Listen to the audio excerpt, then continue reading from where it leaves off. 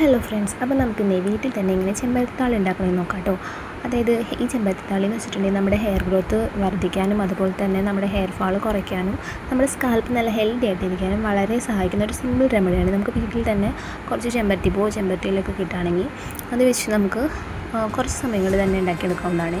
അപ്പോൾ നമുക്ക് ഈ ചെമ്പരത്തിത്താളി ഒരു 3-4 ഇലയൊക്കെ ഞാൻ പറിച്ചിട്ടുണ്ടായിരുന്നു. ഒരു കുറച്ച് ചെമ്പരത്തിയുടെ 2 ചെമ്പരത്തി പൂവും ബാക്കി ചെമ്പരത്തിയുടെ ഇലയാണ് ഞാൻ എടുത്തിട്ടുണ്ടായിരുന്നത്. നമുക്കിത് നേരിട്ട് മിക്സിയിൽ ഗ്രൈൻഡ് ചെയ്യാം കേട്ടോ. മിക്സിയിൽ ഗ്രൈൻഡ് ചെയ്ത് ഒന്ന് ഡ്രെയിൻ ചെയ്തെടുക്കാവുന്നതാണ്. അത് ഡയറക്റ്റ് ചേർക്കുകയോ അല്ലെങ്കിൽ കുറച്ച് വെള്ളം ആഡ് ചെയ്ത് നമുക്ക് തലയിലായാലും അപ്ലൈ ചെയ്ത് കൊടുക്കാം കേട്ടോ.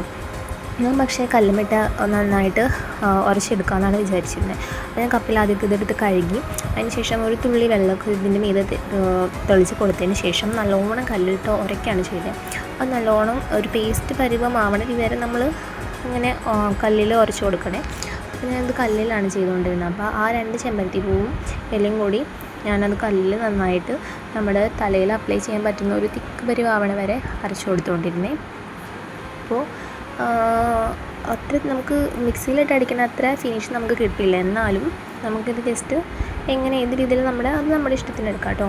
അപ്പോൾ ഞാനിത് നല്ല രീതിയിൽ കല്ലിൽ അരച്ചെടുത്തു. എന്നിട്ട് നമുക്കിതൊരു ലിക്വിഡ് പരുവാവണ വരെ നമുക്കിത് ചെയ്തുകൊണ്ടിരിക്കണം. അതിന് ശേഷം നമുക്കൊരു മഗ്ഗിൽ കുറച്ച് വെള്ളം എടുത്തിട്ട് അതിലേക്ക് ഈ അരച്ച ചെമ്പരത്തിയുടെ പേസ്റ്റും ആ വെള്ളവും നമുക്കൊന്ന് ബാലൻസ് ചെയ്യുന്ന രീതിയിൽ കൈകൊണ്ട് നന്നായിട്ട് മിക്സ് ചെയ്ത് ഇളക്കി കൊടുക്കാം.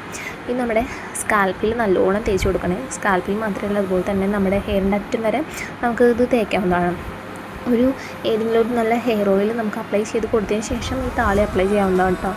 എന്നിട്ടൊരു 15 മിനിറ്റ് കഴിഞ്ഞതിന് ശേഷം നമുക്ക് കഴുകിക്കളയാം. മൈൽഡ് ഷാമ്പു എന്തെങ്കിലും യൂസ് ചെയ്ത് കഴുകിക്കളയാം. അപ്പോൾ ഇത് നന്നായിട്ട് ഒരു പേസ്റ്റ് പരുവത്തിലായിട്ടുണ്ടേ. ഞാൻ ഈ കല്ലിലിട്ട് അരച്ചുകൊണ്ടാണ് കേട്ടോ ഇങ്ങനെ ഈ ഇലകളൊക്കെ കിടക്കുന്നത്. നമുക്ക് മിക്സിയിലാണെങ്കിൽ നമുക്കറിയാമല്ലോ നല്ല ആ ഒരു ഫിനിഷ് കിട്ടും. എന്നിട്ട് ഡയറക്റ്റ് അപ്ലൈ ചെയ്യാം, അല്ലെങ്കിൽ വെള്ളത്തിൽ മിക്സ് ചെയ്ത് നമുക്ക് മിക്സിയിൽ ഇല അപ്ലൈ ചെയ്യാം. ഇതും ഞാനിപ്പോൾ മഗ്ഗിയിൽ ഒത്തിരി വെള്ളത്തിലാണ് കേട്ടോ മിക്സ് ചെയ്തിട്ടാണ് തലയിൽ അപ്ലൈ ചെയ്യാൻ പോകുന്നത്. ഞാൻ നന്നായിട്ട് ഇത് മിക്സ് ചെയ്ത് കൊടുക്കുന്നുണ്ട്. ഒരു ബാലൻസ് ആവുന്ന വരെ ആ കട്ടയും ആ ഇലയുടെ കട്ടയും ആ വെള്ളവും വേർതിരിയണ വരെ നന്നായിട്ട് ഞാൻ മിക്സ് ചെയ്ത് കൊടുക്കുന്നുണ്ട്. അപ്പോൾ നന്നായിട്ട് മിക്സ് ചെയ്ത് കൊടുത്തതിന് ശേഷമാണ് തലയിലൊക്കെ അപ്ലൈ ചെയ്യാനായിട്ട് പോകുന്നത്. എന്ന് വെച്ചിട്ടുണ്ടെങ്കിൽ താളി തേക്കുമ്പോൾ നമുക്ക് നല്ല തലയ്ക്കൊരുതുള്ള തണുപ്പൊക്കെ കിട്ടുന്ന തണുപ്പ് ഫീൽ ചെയ്യും. എനിക്കങ്ങനെ ഫീൽ ചെയ്യാറുണ്ട് കേട്ടോ. അപ്പം നല്ല ചൂടൊക്കെ ആയതുകൊണ്ട് ഒന്ന് തേച്ച് കുളിക്കാമെന്നൊക്കെ വിചാരിച്ചു. ഒരുപാട് നാളായി താളിയൊക്കെ തേച്ചിട്ട് തന്നെ ഒരു 9 വർഷം 8 വർഷത്തിനൊക്കെ അടുത്തായി. ആക്ച്വലി തലയ്ക്ക് നല്ലോണം പേസ്റ്റ് പരുവത്തിലായിട്ടുണ്ട്. അപ്പോൾ ഞാൻ ഈ മഗ്ഗിലൊക്കെ മിക്സ് ചെയ്ത് പിന്നെ നമ്മുടെ ഹെയറിൽ അപ്ലൈ ചെയ്യാനായിട്ട് ഞാനതൊരു ഹെയർ ഓയിൽ അപ്ലൈ ചെയ്തതിന് ശേഷമാണ് ഇത് തേച്ച് കൊടുക്കുന്നത്. അപ്പം നമുക്ക് തലമുടിയിലൊരു 15 മിനിറ്റ് അപ്ലൈ ചെയ്തതിന് ശേഷം നമുക്കിത് കഴുകിക്കളയാവുന്നതാണ് കേട്ടോ. നമുക്ക് ആഴ്ചയിലോ അല്ലെങ്കിൽ ഇട ദിവസങ്ങളിലൊക്കെ നമുക്കിത് യൂസ് ചെയ്യാവുന്നതാണ്. അപ്പോൾ ഹെയർ ഗ്രോത്ത് ഉണ്ടാവാനും ഹെയർ ഫാൾ നല്ലോണം റിഡ്യൂസ് ചെയ്യാനും ഹെൽപ്പ് ചെയ്യും കേട്ടോ.